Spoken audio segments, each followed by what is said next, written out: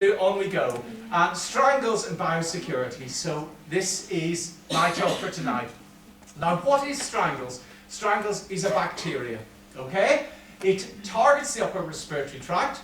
Now, the bacteria is Streptococci. You don't need to remember the actual brand, but it's Equine var Equine. Now, Streptococci, throughout all mammalian species, tends to target the upper respiratory tract.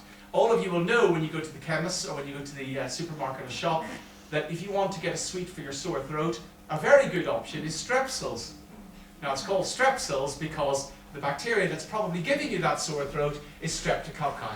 So basically, it's a bacteria and it's sensitive to antibiotics. So really, we don't need to worry about it, do we? It's just another bacteria. Well, actually, of course, it isn't.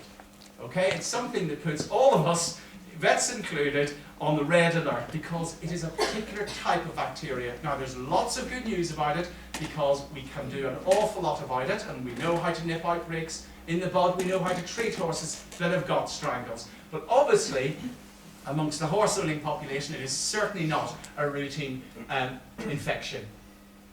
So let's just look at the actual infection itself. How does strangles present? Well, first of all, it presents in the way that most bacterial infections presents with a high temperature, presents with a fever, presents with a horse being off food. Now, very often, and Richard I know is particularly big about this, very often that is the only presentation of strangles we will see. Why?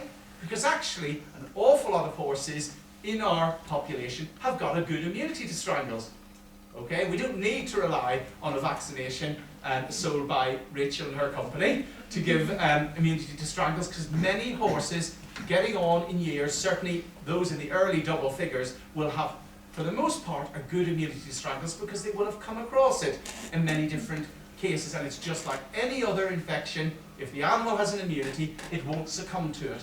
Or it won't succumb to it fully. It may develop initial signs, that high temperature, that fever, and then it will get better. So very often we are probably coming across strangles as vets and saying, oh, it's probably a bit of a virus, it'll get better. Or she'll get better, he'll get better. And he does get better. Okay? So actually, probably most strangles cases we see aren't being picked up as strangles at all. Where the problem develops is when strangles becomes established in an animal that does not have sufficient immunity, or is under challenge from other areas because of a worm burden, perhaps because of age, either very young or very old, that our immunity is starting to drop away. And then we go on. Have I got the pointer here? Oh, it's enough. It's in my pocket. Then we move on to the other things. We move on to nasal discharge, we move on to salivating. Why do we salivate? We're going to look at that in a moment, because the glands around the throat become swollen so the horse is unable to swallow. In fact, it's almost like it's being strangled, hence the name. And then, of course, we have the swollen lymph nodes that causes that. So this picture here, with a lovely clean nostril, slightly sunken eye, slightly down in the dumps, but a lovely clean nostril, is probably the more usual presentation of strangles. But fortunately, it's a very positive presentation because it gets better quite quickly. Certainly if we vets decide to put a little bit of antibiotic to get rid of that, or to cover against any problems while that virus is wearing off, and then the horse gets better. Here, of course, we have an animal that wasn't so lucky. Either the challenge was too great for the immune system to bear, or we simply hadn't got an active immune system because we haven't come in contact with the infection before. And then we go on to develop the latter signs, which are more classically diagnosed or seen as strangles, associated with strangles. So, what happens in strangles? What happens is we get that upper respiratory tract infection, that throat infection, and in the head area, all over the body in fact, we have these glands which are responsible for fluid draining into, and the glands clean the lymph fluid. That lymph fluid returns body fluids around from the cells where it's come out of the blood system, back into the blood system, soaks it up, and it drains into these glands. Now these glands, we have them there, the submandibular glands here, we have the parotid glands sitting up here near the ear, right where we have the parotid salivary gland. We also, of course, have the retropharyngeal glands here, which lie near the guttural pouch, which we're going to talk about in a moment. You may have heard about, you're certainly going to know a lot more about it at the end of this talk. So these glands are where the infection is drained into. Now, ordinarily, in horses that have got a good immune system, basically the infection goes in there and it's killed. Okay? In those horses, either they don't have a good immune system, either because they're young, because they're old, because they're simply naive, for whatever reason, they've never been to shows, they've never been mixing with other horses, and then suddenly they're exposed to them, we end up getting the infection running rife in the gland. The horse then mounts an assault on that, and we get pus forming. Now, we all know, should any of us have been unlucky enough to have a tooth root abscess, but certainly all of us will have had a horse with a foot abscess. Can we put on antibiotics and expect to get rid of that pus? No, we need to release it, don't we? Your dentist needs to take your tooth out, your vet or your farrier needs to release the pus in the food. So, these are the glands. Now, hey presto, we talked about the submandibular gland. When that gland bursts of its own accord, of course we vets can come in and scan it, find the pocket of pus there, but it will come out of its own accord, will burst out, and there we have a sight which is considered very, a frightening sight, if you like, for clients. They see that in their beloved animal, and they realise that there's something badly amiss. Here we are here. Now, isn't this just like a join the dots, really? This isn't a horse I saw, but it was the best horse I could find on Google search to represent the glands. And you can actually see them perfectly sketched out here. Here we have the parotid gland here. Here we have the parotid gland has burst. Burst in two sides. It's actually spread up here and caused the cellulitis that's burst out here. Here we have the submandibular, and we have got action going on under here, possibly not visible, but there we go. And then if we just come here, at the back here, retropharyngeal gland, sitting here, and here it is here, and it's burst. So that poor horse has really struggled and had a bit of a rough time. Now, is it going to make it? Is it going to get better? Yes. Almost certainly, yes. In 25 years of veterinary practice, I have one horse that died of strangles. Okay? One horse, the massive majority get better. We've seen a huge percentage, and actually that horse came with a very well established strangles. It survived for quite some time. Now, how is the infection spread? Okay, now this is something that we've had as vets on a daily basis been answering at pool house. Clients or even non-clients ringing up from yards saying, we've got strangles in the yard, and can it be spread by this, can it be spread by that? It must be from the saliva of an infected horse, from the cough or the sputum, if you like, of an infected horse, from aerosol spread in the air, or from the pus of one of those burst abscesses we saw before. That's the only way it's transmitted. One little caveat, a handler of a horse that has strangles can spread to another horse by indirect contact. So if they were to get any pus from the abscess onto their arm or whatever, and then go and be nuzzled by another horse, or if we were one horse drinking in a food bowl, or drinking in a water bowl, another horse coming and drinking from it, it'll catch it from the saliva, it'll catch it from the infection. It will not be spread by car tires, will not be spread by the wind, it will not be spread by the loudspeaker function of your mobile phone. Okay? We can absolutely dispel that. It has to be direct contact, horse to horse, or potentially from handler, horse to handler to horse. Okay? That, of course, gives us a tremendous chance to introduce a link, because preferably that handler has been informed and knows to take precautions to prevent spread. Okay, so there we have one horse passing to another with a cough over the fence.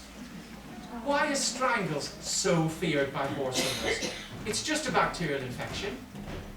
We're going to look at the antibiotic that works extremely effectively against strangles. I often say, if there is an infection more vulnerable to an antibiotic than strangles bacteria is to penicillin, then I haven't met it. Okay? We have a very, very good way of killing it, but it's still incredibly feared amongst horse owners. Well, first of all, it's very contagious. And that is what sets it apart amongst bacterial infections. It's much more contagious even than other streptococcal infections. Strangles equi var equi, or Streptococcus equi var equi, which is strangles, is not the only streptococcal infection that horses get in their throat, but it is by far the most contagious and by far the most likely to cause nasty abscesses. The horse is obviously unwell and in pain. No one wants to see their best friend or a member of their family being ill, and that's of course what our horses are to us. And they obviously, if it progresses to the abscess in the gland, we have an obviously unwell horse. We've got a carrier status, which is really, really important. We're going to look at that in the talk. The carrier status is where infection can set up in either an apparently normal horse or a horse that has recovered from strangles. So the horse is carrying the infection around, totally normal, but spreading the bacteria around the yard. Now, in most cases, that means we've got loads of horses on a yard with a very healthy immunity to strangles, because they're getting every day or every other day, incrementally, a little dose of strangles bacteria, just giving their immune system a little bit of a kick in the backside. And they've got great immunity. But of course, the problem develops when a non-immune horse, probably purchased newly, a young horse brought onto the yard, suddenly develops an abscess. And everybody goes, look what it's brought with it, that nasty horse. And actually, that horse is the canary in the coal mine. It's telling us that there is strangles in the yard, but we don't need to worry about it because all the other horses are fine. The only one that needs to worry about it is that horse that's got it. But we'll talk about that in a moment. Of course, more serious cases, such an ugly presentation that I showed you earlier, if it's not a welfare issue, then I don't really know what is. As I said, some of the horses are strangling, and of course serious weight loss. And as we say, it can very, very occasionally result in bastard strangles. I personally have come across one in my career. Richard, of course, is much older than me. I think he's come across two, and one of them was mine, but he's claiming it. And of course, it's called bastard strangles. And it's called bastard strangles because it's a bastard. It's not called Sunday school picnic strangles. Okay. Now, how do we diagnose strangles? There are various ways of doing it. 4 ways actually, and we're going to go through them in order of their importance for the first 3. The final one is a new innovation, which is the blood test. So let's look at them individually. First of all, the nasal swab, and that's when we pop a swab into the nostril and take it off and culture it on this Petri dish. Okay? We should have an answer within 24 hours. 24 to 48 hours, we'll have grown the streptococcus. We can then culture it with antibiotic and see which antibiotic is likely to be effective. We all know which one is going to work if it strangles, but that is a very good way of getting a quick test. Is it reliable? Not really, unless, I think you've got to be lucky.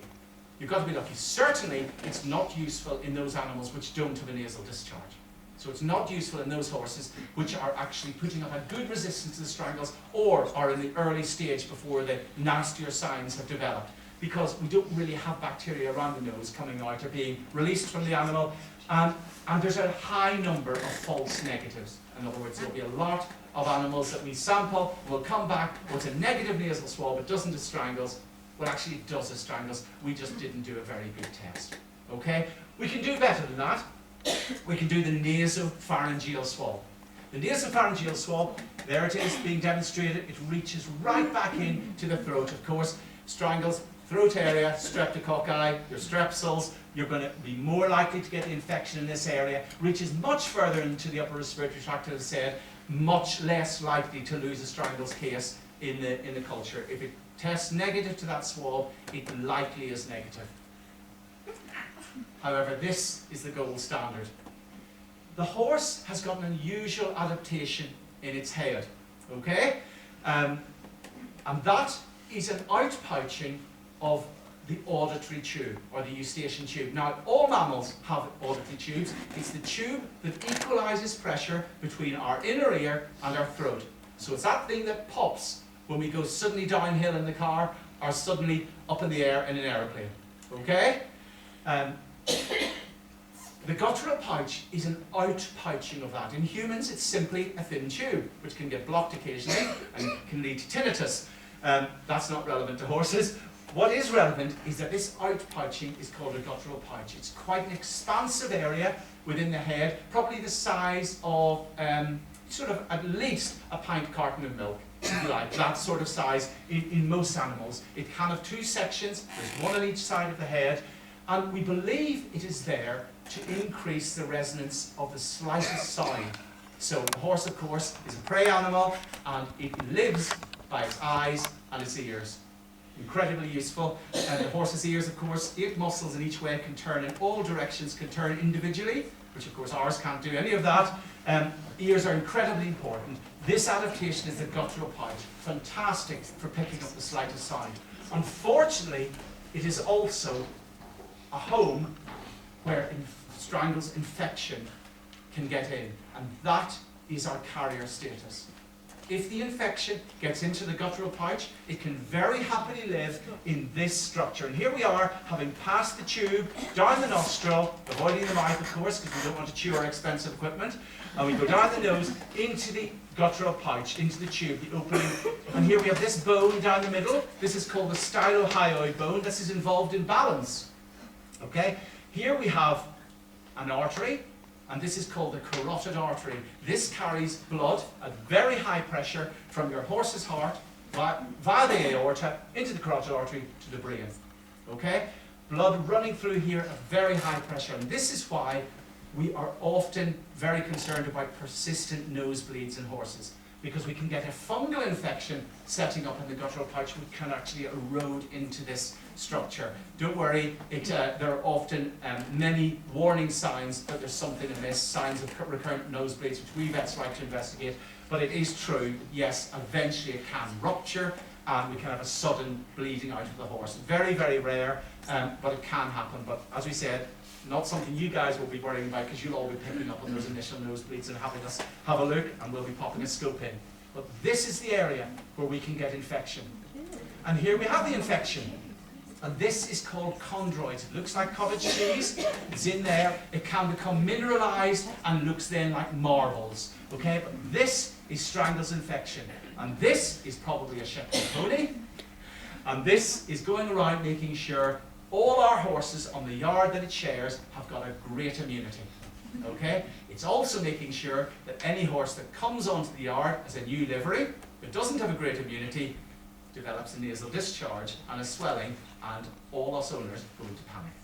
Okay? So this it is, here the forceps in here, and actually this is a case that Richard saw for us, and he had to clear those guttural pouches out. Now I did have a video here, guys, but it actually runs on for quite a while, and it's basically Richard poking around in here, and Marco appropriately enough, poking around in here and flushing the area out of the and this can take sometimes repeated washes on a daily basis, up to 5-6 days before we've cleared it. Interestingly, we don't always have to look in here with our scope. Here's an X-ray, here's the jawbone, here's the guttural pouch, and here are our chondroids. So there are actually lots of dense matter in there with mineralization in them. They're showing up in the X-ray. So if we've got a horse that we suspect might be a carrier, we can actually X-ray it, and we can see, in some cases, particularly the advanced cases, usually Shetland ponies, for some reason, we can see actually physical evidence that we may be a carrier before we've even taken a blood test, before we've even put a scope down into the guttural pouch and taken a sample. Interestingly, the carrier status is something that we see in 9 to 40% of clinical cases. I wasn't aware that it was actually as high as that in my day-to-day work. I think most of the outbreaks we see tend to be around 10% rate. It is true, if a horse has a case of strangles, we always like to go into the guttural pouch, sample any fluid in there, flush the guttural pouch, send it off for culture. And we will not declare the horse as negative and clear of strangles and open up the yard until that culture comes back as negative. I had one actually on a yard recently, which last week I was happily able to open up, and the wounds had settled. I had to lance the abscesses. The wounds had settled on the first guttural pouch. It was a clear wash. First guttural pouch scope. So clearly, the majority of horses, as I said, even when you've got 40%, 60% of horses are going to be not carriers, but it is a very real risk. Okay, these chondroids are in the guttural pouches, as I said. We have to flush them clean, and we re-scope and sample and culture that, and we clear the horse and hopefully the yard, provided we've been able to prevent spread on the yard by and large, as soon as that horse comes back with a negative culture. So, that's the gold standard, scoping the guttural pouches. Now, a recent innovation we've had, of course, is the Strangles blood test. Now, is it Strangles blood test? No, it isn't. Unlike even the swab of the nose, the nasopharyngeal swab we showed you, or the culturing of the guttural pouch, it is not a direct test. It doesn't directly check whether Strangles bacteria are there. What it does is it checks to see if the horse has an immunity to strangles. In other words, has it come in contact with strangles? It's checking for antibodies to strangles. Now, if we've got antibodies to strangles, that will mean one of two things.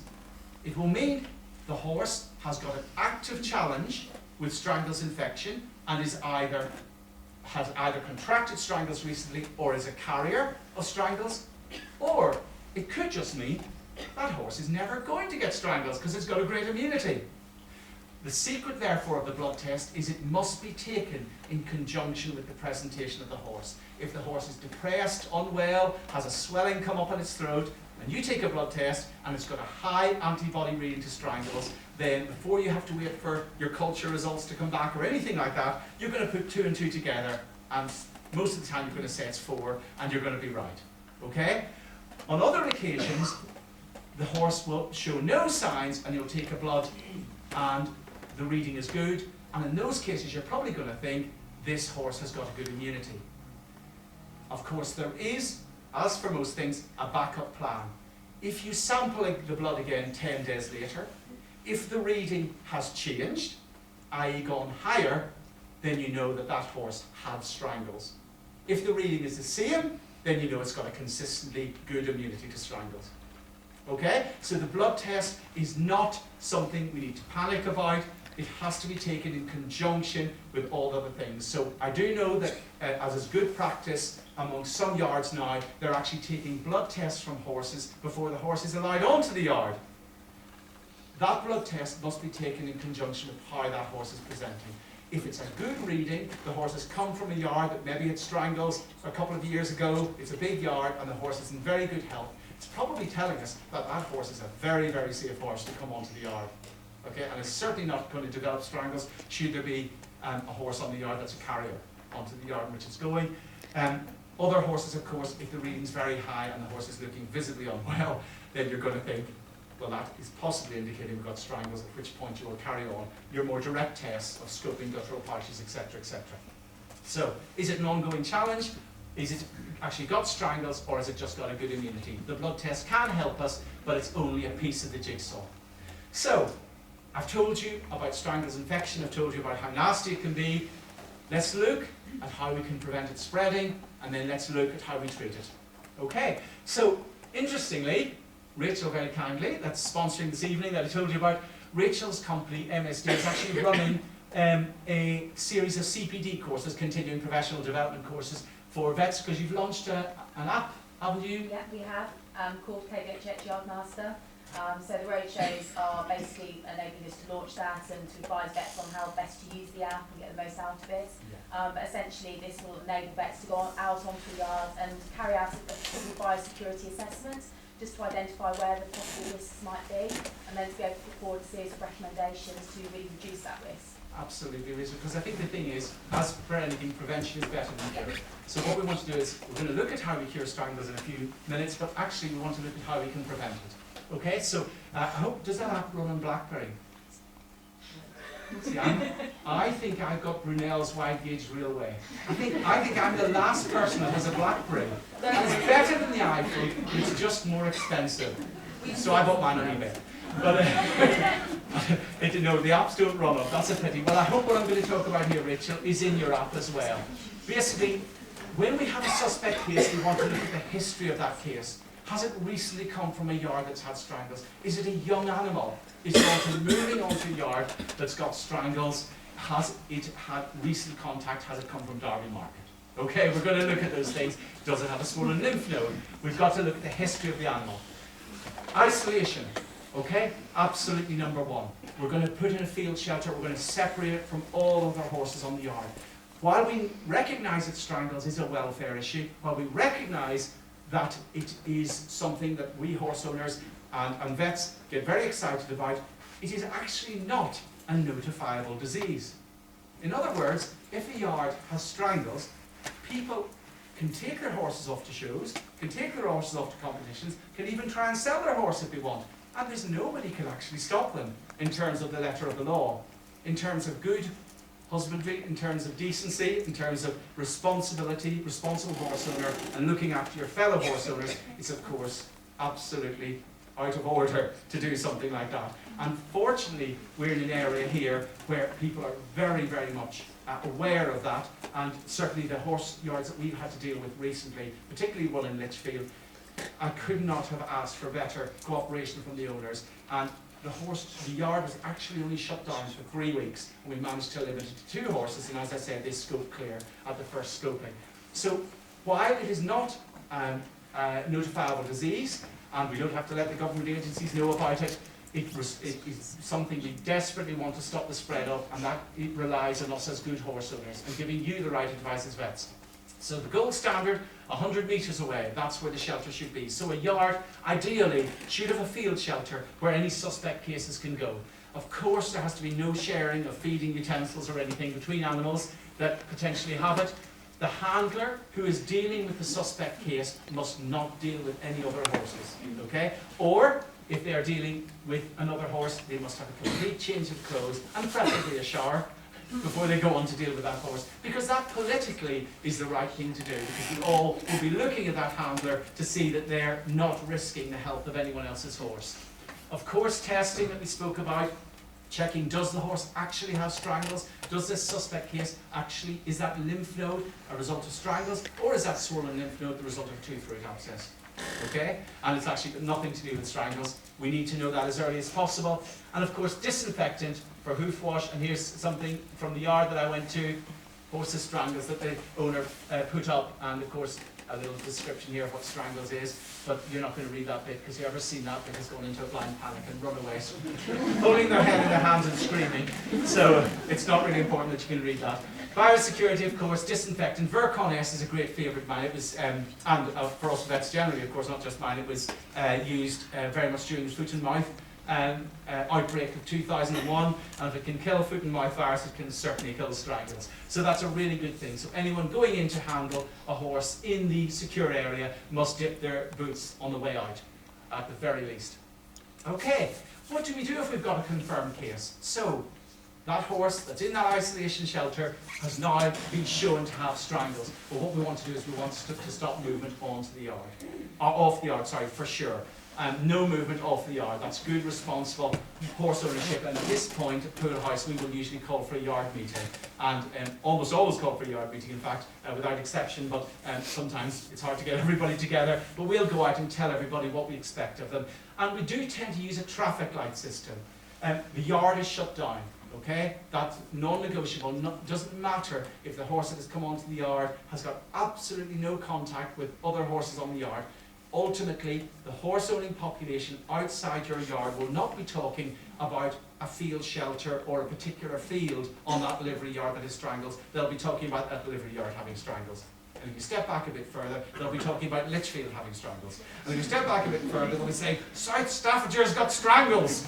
Okay? So we have to close the whole yard down. It is possible as well in the face of a huge outbreak.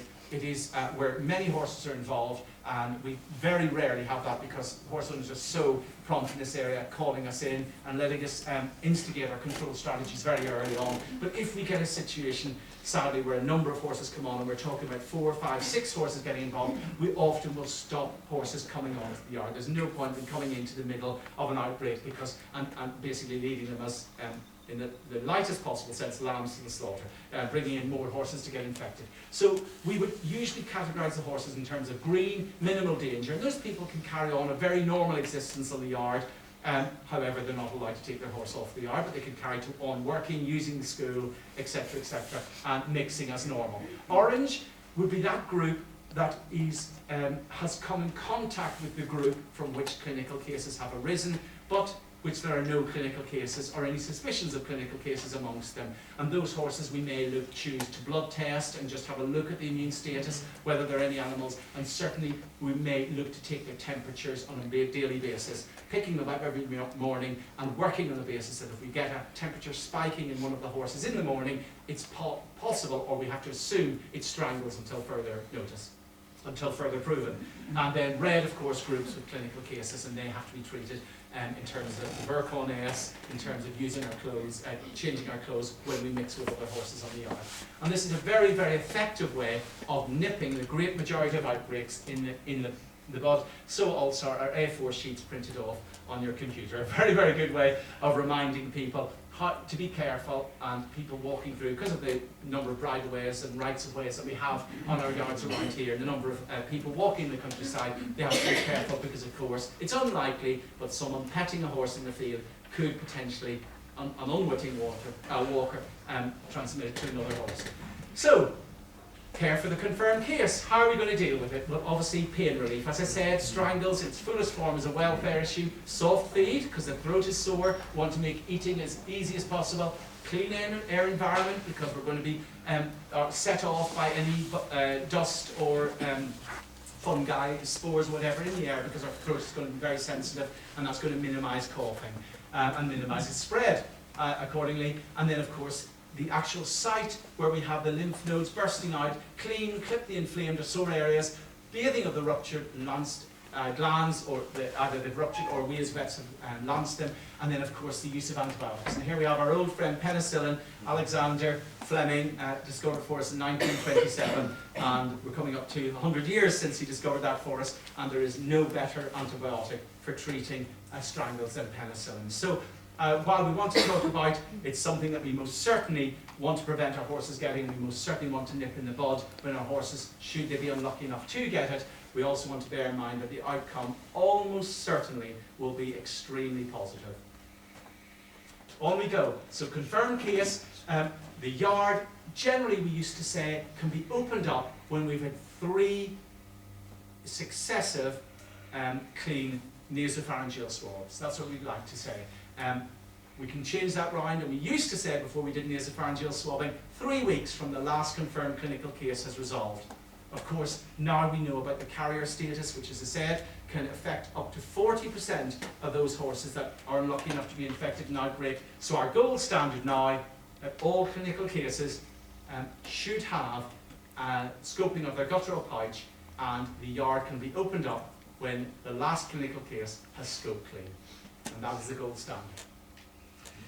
Veterinary approach, many yards will have, of course, many different horses on the yard, large yards that we're dealing with, and they'll be served by several different vets. And it's really important that we have that good relationship between the different practices. And here we have a picture actually of the charity event we had in 2012 for Derek Nottenbell's charity, and there are two of our good friends from Scarsdale there, Wendy and Jackie, and we sometimes have calls to mount Strangles control programs with Scarsdales, but also with Straightons and Newcombs and all the other practices in the area that we have great relations with. We're very lucky in that regard to have good colleagues alongside us, and we keep each other informed whenever one of our clients should have a suspect case on a yard. So cooperation between the veterinary practices and having a consistent protocol regards handling a Strangles outbreak is so vital, so important that people don't get mixed messages and mixed information, because once you get that, you get confusion, and once you get confusion, then you get panic setting in, and things that you read on Google, such as the loudspeaker function of your mobile phone, preferably a BlackBerry, spreading infection, that's when those sort of rumours take root. And I guess, and that's what we're looking to, Rachel, with your app, to try and get a consistency between vets in our approach. Really great. So on we go then. So policy for new arrivals on the yard. And this is a topic dear to my heart, which we've alluded to, and this is what we're going to finish off with. Ultimately, it is best to have an isolation area on a yard, so that field shelter available where a horse can be kept separate, a new arrival can be kept separate from other horses in the yard until it has undergone a period of 3 weeks free of illness. Now that of course doesn't just work for Strangles, that works for lots of other contagious conditions. Strep equi, bar equi is only one of a plethora, a multitude of infections that horses can carry, but of course the great majority of them will come to light within the first 3 weeks. Any idea what doesn't come to light in 3 weeks? Which is particularly niggling, not of any great massive concern to the well-being of your horse long term, but doesn't tend to turn up within 3 weeks. Any idea? Ringworm. Ringworm can take up to 6 weeks. So a horse can come in with ringworm, do its 3 week isolation period, pass that period fine, come in, and then we get an outbreak and ringworm on the yard. But it is a rare situation. the great majority of infections will show up in the first 3 weeks. So of course, attention to worming, which is something Richard's going to talk about in the next talk in colic. Attention to worming, because it's a really good opportunity to make sure that we're not taking a red worm burden onto the new yard and introducing infection. Any other signs of ill health apart from strangles, or of course the classic signs for strangles, we contact the vet to have a look.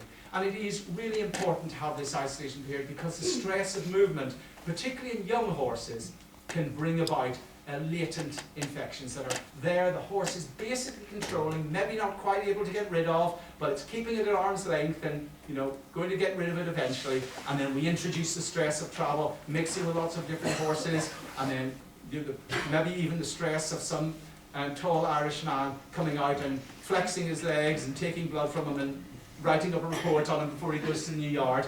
And then, of course, a lump develops beneath the jaw. So, of course, the stress and movement and all that, that is an ideal time for strangles to present itself. And we're going to finish off with a word of support for the canary in the coal mine. Okay, so we have that nice young horse, has been vetted, has done the 3-week isolation period, no signs of ill health, and then it joins the main herd. And what do you know? It spikes the temperature, he gets a nasal discharge, and he gets a large lump beneath the jaw. Okay? Everyone else on the yard, none of these sort of people are present here, of course. I know this. But they jump up and down and they call the owner every name under the sun, treat them like a leper, and accuse them of blasphemy for having brought that dirt onto their yard. Okay? And actually, that poor horse is probably telling us that there's a carrier on the premises. Okay? Which is a very good thing for all the other horses, because actually that outbreak is limited to one horse. Because every other horse in the yard's got a great immunity. So we isolate it, we get it better, and it comes good quickly. I put this slide up here because the Spanish, of course, discovered the New World, if we don't include the Vikings, that is, in 1492. Why do you know, I was just thinking, Marco, our is trainee surgeon, who's a fantastic guy. I'm sure you know him along with the other fantastic vets we have. Marco's joined the crew, but he's particularly special time because he's got my phone. But Marco went to Columbus, Ohio for a course on fixation on horses' limbs, and he was just back and he was telling me all about it this week. He's been to Columbus, Ohio. And Columbus, Ohio, of course, is named after Christopher Columbus, as is Washington, D.C., District Columbia, as is Colombia, a country in South America. And actually, Columbus had very little to do with the discovery of the real New World, because he couldn't sail. You know, we had 3 ships, none of which he captained, okay? And it was the 3 guys, which I don't know the name of, that got the New World and found it. But why do we all remember Columbus? Because he wrote it down. He kept a diary, and he's ended up with half of the world named after him. So, let that be a lesson to you. Keep a diary, it's a good idea. And I'll let you know what you're doing the next day as well. Okay, the Spanish conquered the New World. They had the wheel, which the Native American didn't have. They had the horse, which the Native American didn't have. So that gave them a really good advantage. But actually, the real thing, the real golden card that they were able to play that allowed them to conquer the New World with minimum hassle was smallpox. Okay? So they wiped out a huge number, tragically, of the indigenous people with viruses they were carrying that those indigenous people hadn't come in contact with. So, when that horse comes onto the yard, goes through its isolation period, and then develops a lump, have pity on it, and don't verbally attack the owner. Okay? And thank you very much indeed for your attention. I actually went down to London with the kids recently. We went to the Tower of London, and I was really, I don't know if any of you have been to the Tower of London. It's not the Tower of London, it's the Castle of London. It's absolutely fantastic, and what a display they put on. They had Anne Boleyn walking around. Yeah, all these people that are associated with the Tower walking around. I told Anne Boleyn that she'd better stop playing around with those fellows on the side, and Henry VIII might lop her head off. At which point she told me to wash my mouth out with pig fat and vinegar.